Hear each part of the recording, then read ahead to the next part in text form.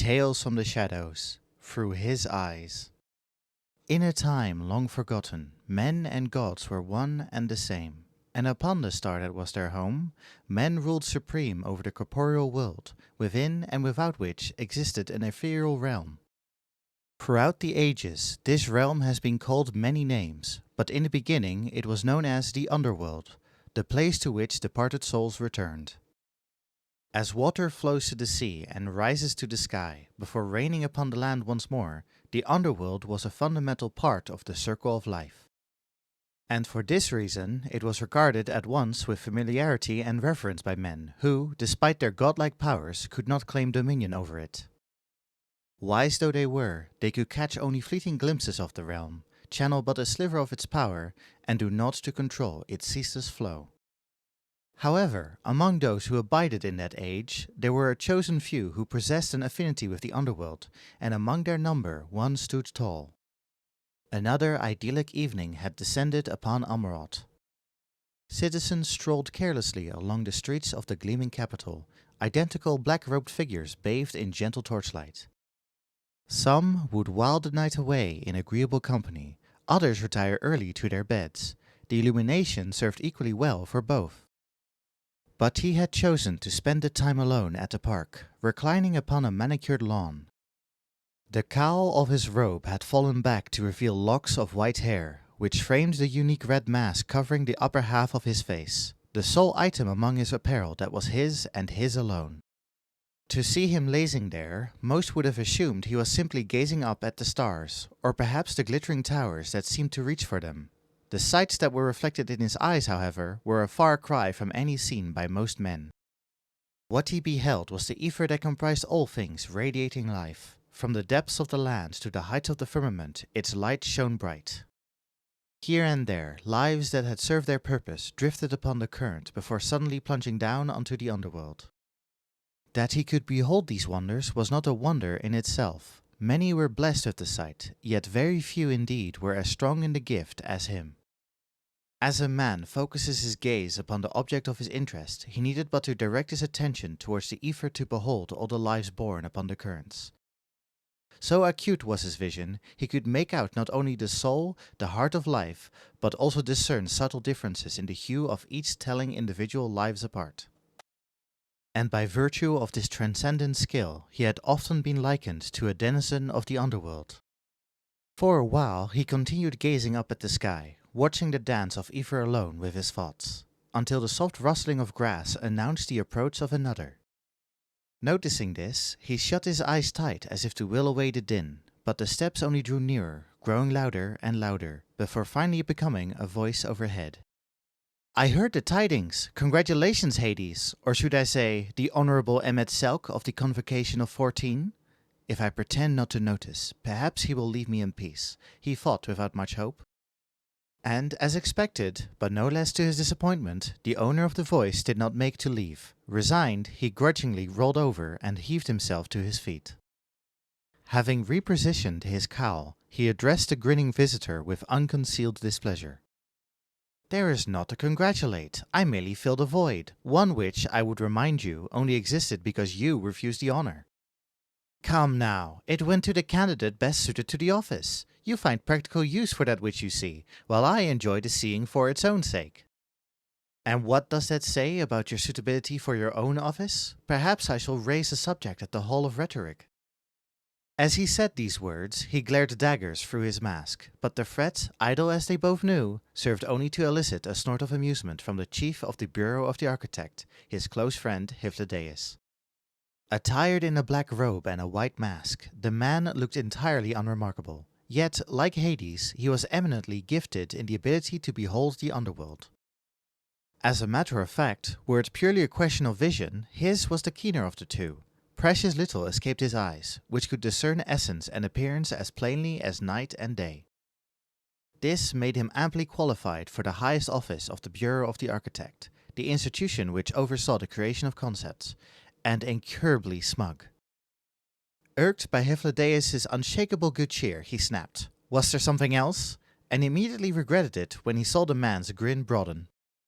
"As a matter of fact, yes. Have you informed a certain someone of your appointment?" "Hardly necessary. The memorandum will see to it, if the gossips in the street haven't already. News pertaining to the 14 is wont to spread quickly.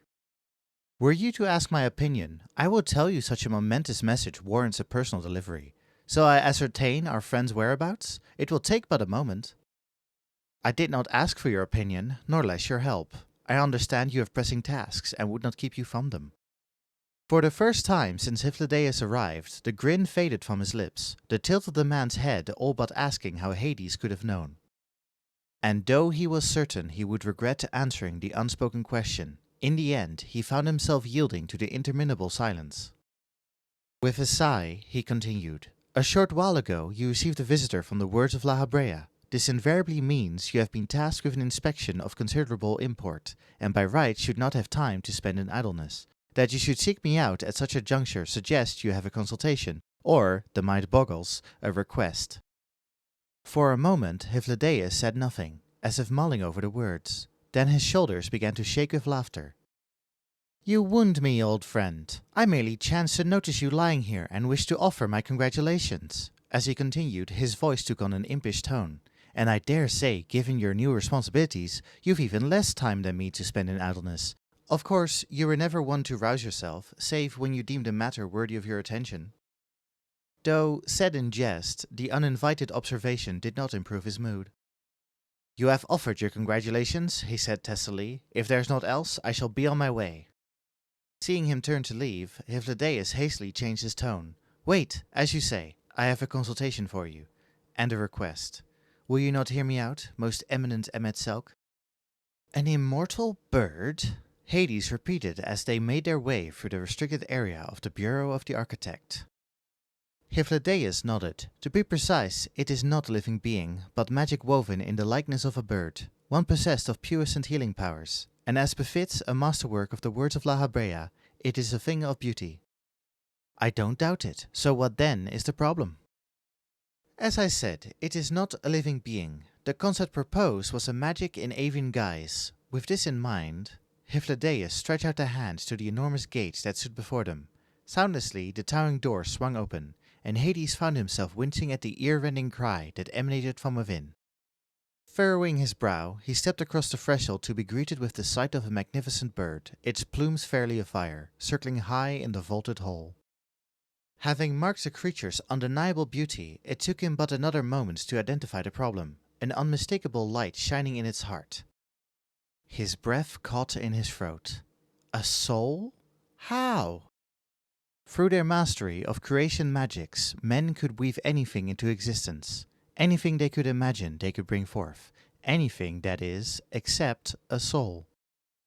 As Hades well knew, souls spontaneously manifested within creatures that were born in accordance with the laws of nature. It was a gift from the star itself, long held to be impossible to recreate. No artificial being, no matter how subtly sculpted in the image of nature, could come to possess a soul. Such creations occupied a separate classification known as arcane entities. "There was an accident," Hyphladeus began. "During the concept's examination, a drifting soul merged with it, a soul burdened with regret. Judging by the being's behavior, it rages against the pull of the underworld." As he listened, Hades kept his gaze fixed on the creature, which flew about in a frenzy. No sooner would it dash itself against the wall in an explosion of broken feathers than it would heal itself and repeat the grisly feat. This self-destructive dance unfolded again and again, with the creature occasionally giving vent to its overflowing magical reserves, or fury, as it seemed to him, as fiery breath. Witnessing the excruciating display, his thoughts poured forth unbidden from his lips. Consumed by the fear of death, it thrashes blindly about. It will know only pain and suffering and inflict the same upon others. A pitiful existence. Such moving empathy! It's as if you wore the feathers yourself. He waved the dismissive hand. "Yes, yes, but what do you intend to do with it? Masterwork or no, we cannot well leave it as it is." There Hyphladeus turned to face him, that irritating smile having returned, and again he knew a pang of regret.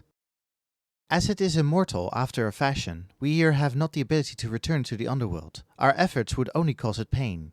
Nay, we require the services of a powerful mage, and I know of none more powerful than you." Once more he found himself glaring daggers at his friend, whose grin had become broader than ever, but rather than give him the satisfaction of a complaint, he decided that he would make a debt of it.